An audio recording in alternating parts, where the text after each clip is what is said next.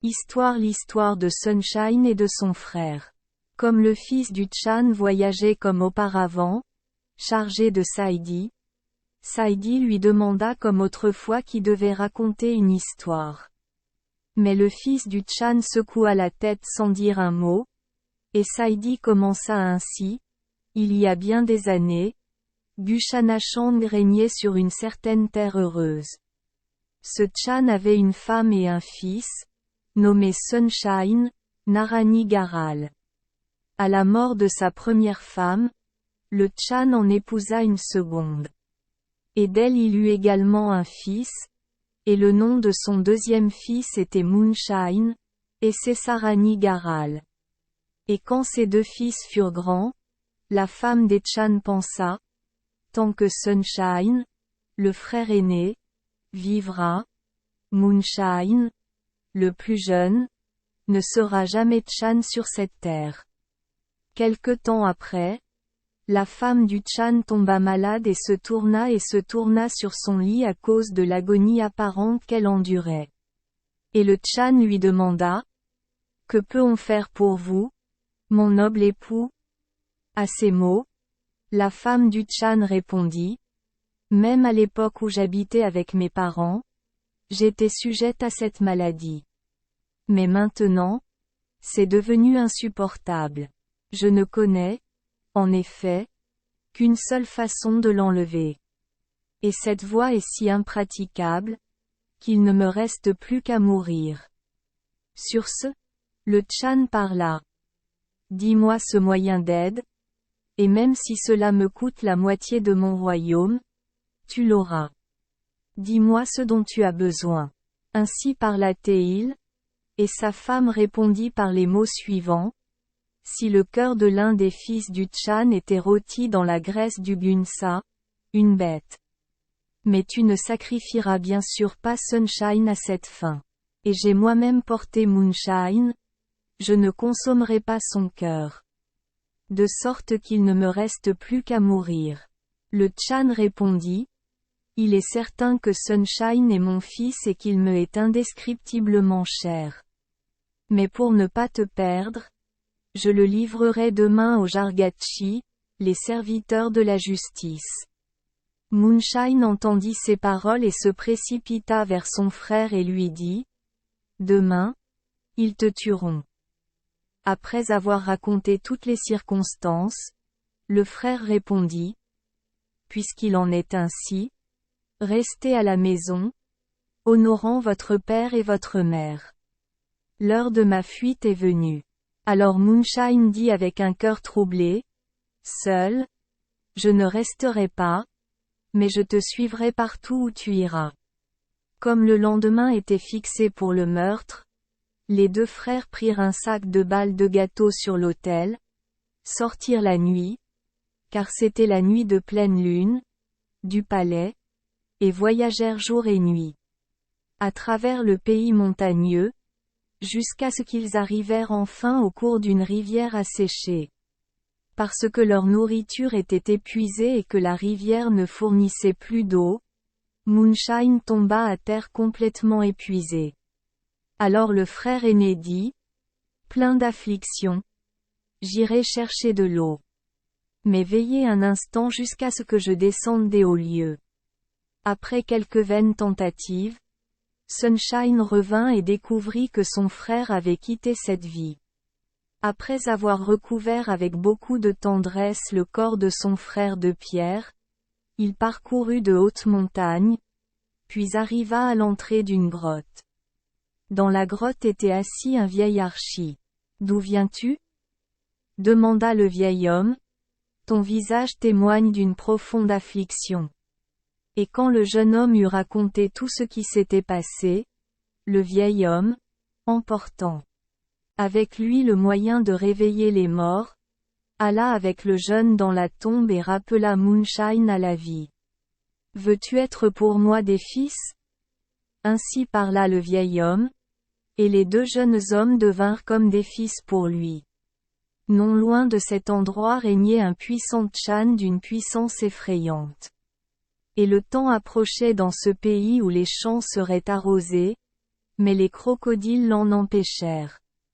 Les crocodiles fréquentaient un marais à la source de la rivière et ne permettaient pas à l'eau de s'écouler jusqu'à ce qu'un fils de l'année du tigre leur soit offert comme nourriture. Après un certain temps, alors qu'on cherchait en vain un fils de l'année du tigre, certaines personnes s'approchèrent du Tchan et dirent: près de la source de la rivière habite le vieil Archi, et avec lui un fils de l'année tigre. C'est là que nous avons amené notre bétail à boire, et nous l'avons vu. Chez les Kalmucks, chaque année a son nom particulier, et les personnes nées au cours d'une année sont appelées les enfants de cette année-là. Quand il a entendu cela, le Tchan a dit: va le chercher. En conséquence, les messagers furent envoyés pour lui, et lorsqu'ils arrivèrent à l'entrée de la grotte, l'Archi lui-même sortit. Qu'est-ce que vous cherchez ici? Demanda le vieil Archi. Le Tchan, répondirent-ils, te parle ainsi: tu as un fils de l'année du tigre. Mon royaume a besoin de lui, envoie-le-moi. Mais l'Archi dit: qui a pu vous le dire? Qui, en effet, habiterait avec un vieil Archi? En parlant ainsi, il se retira dans sa grotte, ferma la porte derrière lui, cacha le jeune homme dans un coffre de pierre, posa le couvercle sur lui et cimenta les crevasses avec de l'argile, comme si elle provenait de la distillation de l'arak. Mais les messagers ayant enfoncé la porte, se jetèrent dans la grotte, la fouillèrent, puis dirent: puisque celui que nous cherchions n'est pas ici, nous sommes déterminés à ce qu'il ne reste rien dans la grotte. En parlant ainsi, ils tirèrent leurs épées.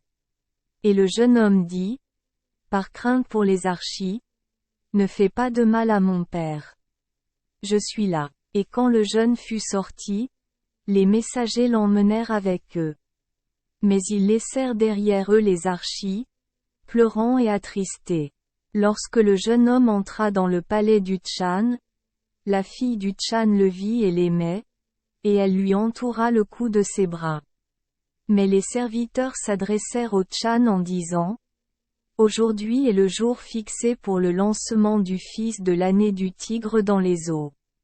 Sur ce, le Tchan dit: qu'il soit alors jeté à l'eau. Mais alors qu'il voulait l'emmener dehors dans ce but, la fille du Tchan parla et dit: ne le jette pas dans les eaux, et ne me jette pas dans les eaux avec lui. Et quand le Tchan entendit ces paroles, il fut irrité et dit: parce que cette jeune fille se soucie si peu du bien-être du royaume sur lequel je suis Tchan, qu'elle soit liée fermement au fils de l'année du tigre, et qu'ils soient jetés ensemble dans les eaux. Et les serviteurs dirent: cela se passera comme vous l'avez ordonné. Et lorsque le jeune homme fut attaché et jeté à l'eau avec la jeune fille, il s'écria: puisque je suis le fils de l'année du tigre, il leur est certainement licite de me jeter à l'eau. Mais pourquoi cette charmante jeune fille mourrait-elle, qui m'aime tant? Mais la jeune fille dit: puisque je ne suis qu'une créature indigne, il leur est certainement permis de me jeter dans les eaux. Mais pourquoi font-ils venir ce beau jeune homme? Les crocodiles entendirent ces paroles, éprouvèrent de la compassion et remirent les amants sur le rivage. Et à peine cela était-il arrivé que les ruisseaux recommencèrent à couler. Et quand ils furent ainsi sauvés, la jeune fille dit au jeune homme: venez avec moi, je vous prie, au palais. Et il répondit: quand j'aurai retrouvé mon père Archi, alors je viendrai et nous vivrons ensemble sans nous séparer en tant qu'homme et femme. En conséquence, le jeune homme retourna à la grotte du vieil Archi et frappa à la porte. Je suis ton fils, dit-il. Mon fils, répondit le vieil homme, le Tchan a été pris et tué. C'est pourquoi je m'assois ici et je pleure. À ces mots, le fils répondit: en vérité, je suis ton fils. Le Chan leur ordonna en effet de me jeter à l'eau. Mais parce que les crocodiles ne m'ont pas dévoré, je suis revenu vers vous. Ne pleure pas, ô mon père. Archie ouvrit alors la porte, mais il avait laissé pousser sa barbe et ses cheveux, de sorte qu'il ressemblait à un homme mort. Le soleil le lava donc avec du lait et de l'eau, et le tira de son grand chagrin par des paroles tendres. Lorsque la jeune fille revint au palais, les Chan et tout le peuple furent extrêmement étonnés. Les crocodiles, s'écrièrent-ils, ont, contrairement à leur habitude, éprouvé de la compassion pour cette jeune fille et l'ont épargnée. C'est en effet une véritable merveille. Alors tout le peuple tournait autour de la jeune fille, se prosternant devant elle. Mais le Chan dit, que la jeune fille soit revenue est en effet très bien. Mais le fils de l'âné tigre est assurément dévoré. À ces mots, sa fille lui répondit, le fils de l'âné du tigre n'est assurément pas dévoré. Grâce à sa bonté, sa vie lui a été épargnée. Et quand elle a dit cela, tous ont été plus que jamais surpris. Surgir, dit le Chan à ses ministres, conduisez ce jeune ici. Conformément à ses ordres, les ministres se précipitèrent vers la grotte du vieil Archie. Archie et le jeune homme se levèrent et lorsqu'ils s'approchèrent de la demeure du Chan, le Chan dit, pour les grands bienfaits que ce jeune nous a conférés, ainsi qu'à nos domaines, nous nous sentons obligés d'aller à sa rencontre. Double point. Ainsi parla-t-il, et il sortit à la rencontre du jeune homme, le conduisit à l'intérieur du palais et le plaça sur l'un des sièges réservés aux nobles. Ô toi, le plus merveilleux des jeunes, s'écria-t-il, es-tu vraiment le fils d'Archie? Le jeune répondit, je suis le fils d'un Chan. Mais comme ma belle-mère, par amour pour son propre fils, cherchait à me tuer, je me suis enfui et, accompagné de mon jeune frère, je suis arrivé à la grotte du vieil Archie. Lorsque le fils du Chan raconta tout cela, le Chan le combla d'honneur, donna ses filles pour épouses aux deux frères et les renvoya, avec de nombreux cadeaux coûteux et une bonne suite, chez eux dans leur propre royaume. Ils y allèrent, s'approchèrent du palais et écrivirent une lettre comme suit. Au Chan leur père, les deux frères sont rendus de nouveau. Le père et la mère déploraient depuis de nombreuses années la perte de leurs deux fils, et leur chagrin les avait rendus si sombres qu'ils restaient toujours seuls. Dès réception de cette lettre, ils envoyèrent un grand nombre de personnes à la rencontre de leurs enfants. Mais parce que la femme du Chan voyait les deux jeunes gens arriver avec des cadeaux coûteux et une belle suite, son envie était si grande qu'elle mourut. Elle a été très justement servie, s'exclama le fils du Chan. Souverain du destin, tu as prononcé des mots. Et c'est Sarwala Misdou Zhongzang. Ainsi parla Saidi, et il jaillit du sac dans les airs. Ainsi le cinquième récit de Saidi traite de Sunshine et de son frère. Suivant VI. Merci les enfants des Esperluette Croisillon 39. Avoir écouté des contes de fées au jour Esperluette Croisillon 39. 8.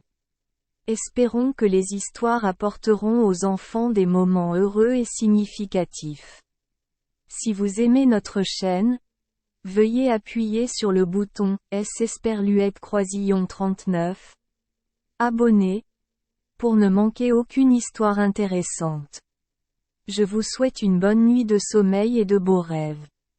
Rendez-vous dans la prochaine histoire.